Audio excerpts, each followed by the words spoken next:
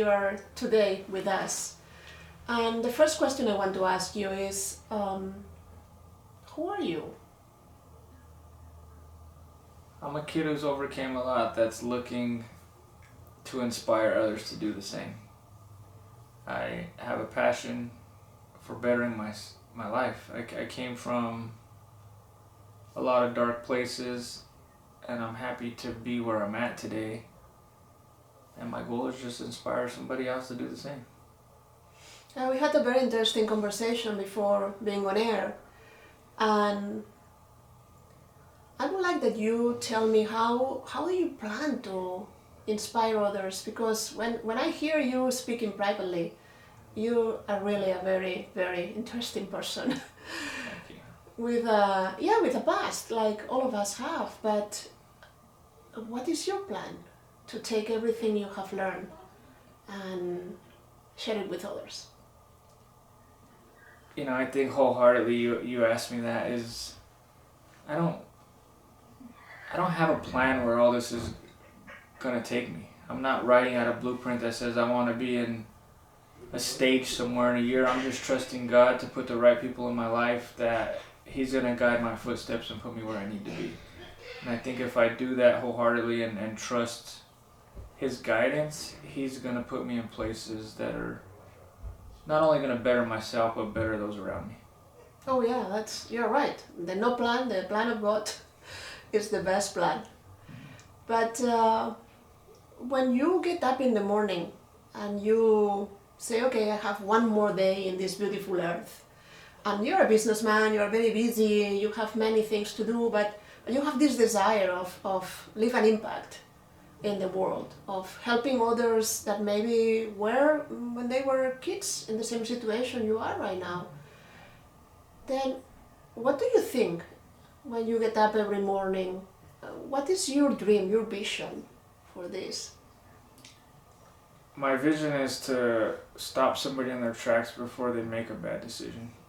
The goal is, I felt those insecurities growing up and being in those environments that costed me dearly, whether it was time, energy, and I have a compassion for others, where I overcame things because I built a mental toughness and a spiritual toughness, and I found God and all that stuff that made me who I am today. But there's a lot of people I've had in my life, they didn't develop that mental toughness. I've lost cousins to suicide, I've lost family members to addiction, I've lost friends to gun violence, I lost a niece to an unknown cause back in 2021, and stuff like that changes your mentality on how you look at life.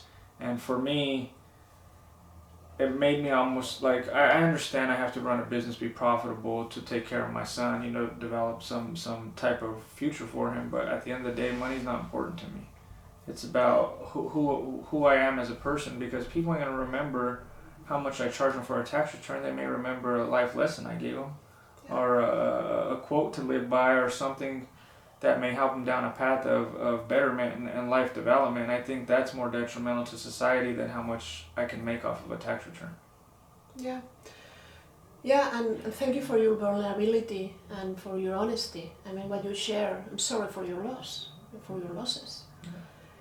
But is this something that put you in a hard situation, or something that now is the gasoline that allows you to do the work that you are doing for others?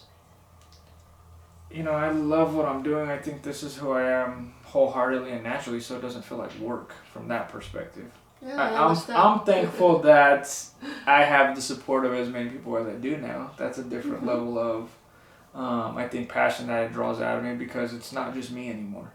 I have like-minded people around me that are supporting the vision, pushing me in a direction that, a year ago I didn't know where this was going to go, or 10 years ago. It's just who I am behind closed doors. It's who I am out in public, and it's who I am. Now that I'm trying to move into a different role as I move this thing forward. But the goal is to make a difference, not to make an impression. It's not a popularity contest. I want to make an impact. I don't care if they like me, but if they change their life, then the impact's made. Yeah. And if you will be able to talk with the youngest version of yourself, when you were in trouble and you said you make all these decisions, what will you tell? to this young version of yourself? Stop what you're doing, because it's impactful to you, it's impactful to the people around you, it's impactful to your immediate family, it's impactful to your future, it's impactful to your career, and it's not too late. I was able to overcome after bad decision making and still get to where I'm at, but if I could have started much younger, who knows, I could have had a franchise in every state. There's so much different stuff, whether it's business context, I could have wrote 100 books, I could be a children's author. There's so much stuff that I think I have talents and skills for, but I have to invest my time and energy in the right places to do that. And if it's creativity is kind of what I would tell my younger self. Use your creativity, use your natural God-given skills and talents, and follow what you're passionate about, and who cares what people think about you. That's a very important message. Don't compare yourself with others, don't look backwards. Right. And just have your own opinion about yourself and keep going. Use your creativity, because all of us, we have talents and gifts. What are yours? I think forget my little big head. I think I'm a little good at everything I do. Honestly, I'm a natural. I can see that. I'm a natural learner. I mean, I've been good at sports. I never grew much bigger when I got to high school, so that's why I kind of stopped playing football, basketball, some of this stuff. But I'm creative. I'm a strong verbal spoken person. When I break out of that shell, I'm a very good writer. I think I can articulate myself very well when I sit down and think through my thoughts and reread it and do stuff. So that's stuff I enjoy. From a business standpoint, I think I'm great at math. Obviously, my career, I think I've built a name in the tax industry. Yeah, I love that. I know these forms like the back of my hand anymore, and I'm a fast learner, so I like to be challenged. I learned a lot in the distribution industry, whether it's operations, manufacturing, co-packing. So all of that stuff kind of has been built over the years, and now I look forward to moving into the space of speaking, learning another skill set. But as I surround myself in these rooms, it's just another thing on my resume, saying, okay, I can be a speaker, I can be a writer, I can be a coach, I can be in some position of leadership. But before them roles, I was the opposite. Before I could lead, I had to follow. Before I could stand in front of the room, I had to sit in the class. Yeah. And that's, I think, the message that is important to not people get away from is, I'm not better than anyone else. I had to take the same role. I had to take the stairs, not the elevator. So. Yeah, you are a very humble person, but I think that you have been gifted with a lot of talents, as you mentioned, and that you are using all of them to better the world and to help others that have been in situations where maybe they cannot have the resources that you have been gathering all these years. Right. Then what do you expect, or what are your intentions? What do you want to speak about? We went down the list of messaging, and I think I prayed about this. It's one thing to craft a compelling message to maybe get an applause, right? There's the message of, okay, I want to sell more books or create more business. That's one avenue. And then there's just who I am wholeheartedly, and that's who I want to be. I pray about it and I say, okay, God, what's the message? The message may be different in every room I step in. Yeah. The message may be different for you or a colleague I meet tomorrow, and that's where I trust God to put the right words in my mouth when the time is ready. So that's where I'm not going in with a predetermined thought. I mean, there's some context on what we want to do as a team, and I'm open-minded to that, but I am a man of faith, and I trust God will put the right words in my mouth at the right time. Yeah, no, that's fantastic, and I believe in divine inspiration and in the love of the God to inspire you. And I also think that you have a powerful life, that it might be of interest of others to understand where this mental toughness, where this connection with God came out of all your challenges, and how you can empower others through what happened to you. I wish I had an answer. I mean, it was found in a dark room on a concrete floor in a jail cell. as a 15, 16-year-old kid, and I knew I was in church all my life. My dad had me in church, but it was never that connection until that rock bottom moment. You know, I'm still making bad decisions, doing things, group of kids I'm not supposed to be doing stuff with, and you know, God will put you in places where I don't know if it's God. Life will break you so far down to your knees you have no choice but to look up. Yeah, I have been there. I understand that. And in that moment, I wasn't asking for material possessions. I wasn't asking for even my freedom. It was, God, give me wisdom, give me guidance. Give me a sign that you're real.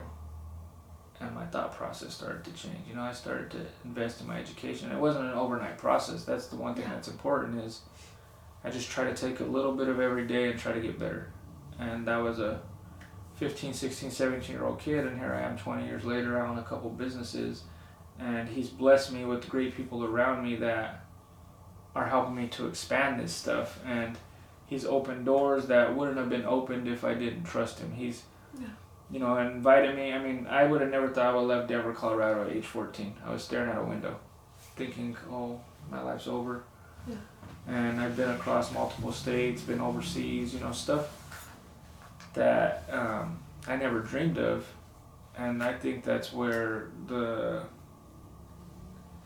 answer is just, I don't know, faith comes, I think, just in believing in something that you can't see. I totally agree. And I think it's hard to tell somebody, you just have to believe.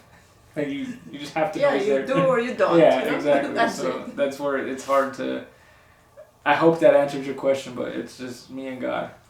No, I'm not looking for an answer. I'm looking to get to know you a little bit and people that are watching us to have a sense of who you are. Again, I find you a very, very interesting person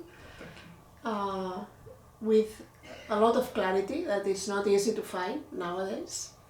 And even though you say you don't have a plan, I think that you have a very, very clear plan. Maybe you are not the one that directs I'm open-minded. I think I envision where this can go. You know, the goal is to get in places where maybe the message is clear.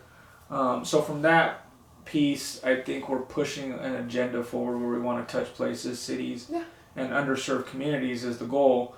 But I mean, to clarify, I didn't mean a plan from like, I want to go this city tomorrow. You know, that piece I'm very open-minded. I perfectly understand, but I can see that the passion will take you wherever you want to go. And I think that this is the important here, that you are not driven by, as you said, by the money or by the impact in terms of how famous are you going to be.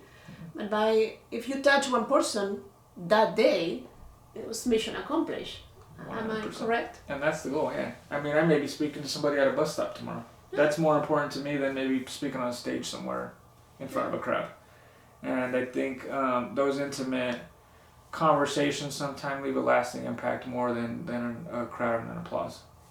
Yeah. And that's what's important to me. Yeah, I understand. You mentioned that you have a son. How old is he? Alexander will be 5 on February 17th, so I'm excited about that. Get to go back home and plan his birthday. But that little boy has changed my life. He just had a dentist appointment yesterday, so I'm sad I wasn't there. Got to go back and see how he's doing. But I mean, he's just he's really brought that creativity back out of me that I was missing, I think, the last couple of decades building the businesses. But you know, sitting down and watching him with his coloring books and trying to teach him the computer, and we do Legos and all this fun stuff, and that's what really prompted me to like learn some more of the AI stuff. You know, I'll read him storybooks at night, and he just lights up my world. I mean, everything I do is centered around him, and I know I'm a busy person, but fatherhood is by far the biggest accomplishment I've ever had. Is he teaching you? 100%. 100%. I mean, he keeps me on my toes. I think the biggest piece I love about parenting is every year has been a new learning curve. You know, year 1 was sleep habits. Year 2 is like, oh, don't walk and crawl yet. And, you know, and then it's like, get off your bottle. And now it's like, oh, you're eating solids. And now it's like, oh, you're in school and you're talking and you're telling me what to do. And, you know, so it's just, it's constant evolution. And I think that reminds me of, that's what life is about, is, you know, coaching the next generation. I think that's why the youth is so important to me, because what kind of world are we going to leave to these kids? You know?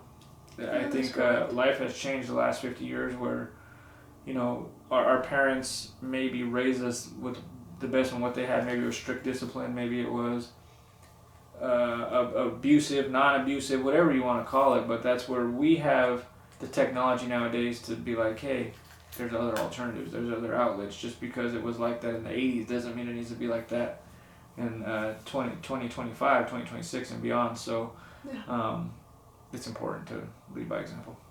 Yeah, we're in a different generation, and you have a young kid, and you have to choose now what is the best for both of you, because you're a team. He's the leader. He's in charge. It's funny. I'll sit him at the computer now, and he's like, I'm the boss, and I'm like, yes, son. You know, but I think it's inspiring for me to watch him learn, because I see traits and skill sets that I have that are in him now. You know, he'll wake up and start, oh, what's 9 times 7, Dad? It's, 20 plus 22, and it's like the most joyful thing for me, because I'm such a numbers person. And then he has an outgoing personality, and it's just cool to see the evolution of life compared to coming out the womb. Yeah. And what is the world that you want to live for him when he grow up and go out to have his own adventures? What world do you want him to find? I think a world of hope. In my experience, the world has been a cruel place. It's not perfect. It's not soft. It's not gonna love and care for you. But I want him to maybe be a driving force that it doesn't have to be like that in every room. Just because there's cruel parts of the world, it doesn't have to be like that in our home. Just because there's people who maybe look down on us doesn't mean we have to look down on others. So it's trying to leave him a world where we create the next generation. Yeah. So it's giving him the choices to decide what man he wants to be, and giving him the comfort to live with those decisions. Yeah. And I don't know if you can answer this, but I'm gonna ask anyway. How you let go of the past? I don't think you ever truly let go. You just learn to live with what is, what isn't, and I think it's a level of acceptance. You never let it go. You internalize it and learn from it, and that's where the growth comes from. Is, you can't. It's easy. Like for me, when I lost people, it was depressing. You get in this mental state where you feel like you're never going to recover. But I had to break that mental state because I had to look around like my sister needs me. She lost her oldest daughter. Like I had to develop that mental maturity to say, I can't fall apart because you're going to fall apart. Yeah. So being the youngest, watching all this dynamics going on around me, it was more of a wanting to shelter the pain. So I almost took that burden on versus trying to let it go. It was give that to me so you can be strong. So did it work? I think so. I mean, I think my family dynamics changed. I think there's been a lot of healing the last few years, but there's still a lot of trauma. So that's where I say I don't think it ever goes away. I think we all mature at different levels to the point where we choose if we want to wake up in that bad mental state, because perspective is everything.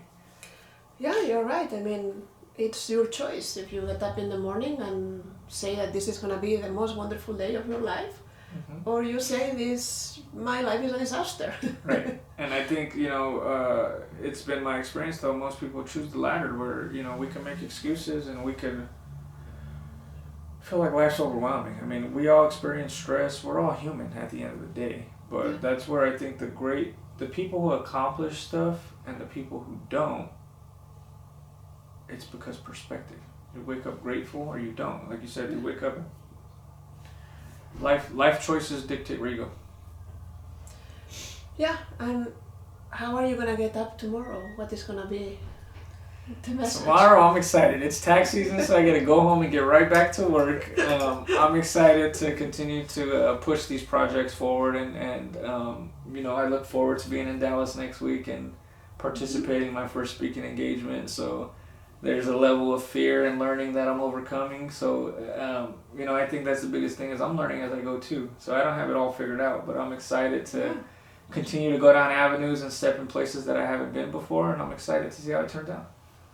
Well, congratulations for all your success. I think that you are moving forward towards where you want to go, and that's the most important.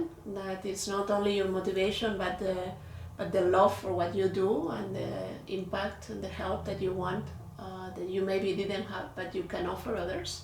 I appreciate it. Then it's really an honor and a pleasure to have this conversation with you, because I see your power. I appreciate it. And I think that many others will see it as well. Then never give up. This is an important task that you have put yourself into, and I am sure that you are going to be doing it wonderfully. I appreciate that. Thank you. Thank you for being here.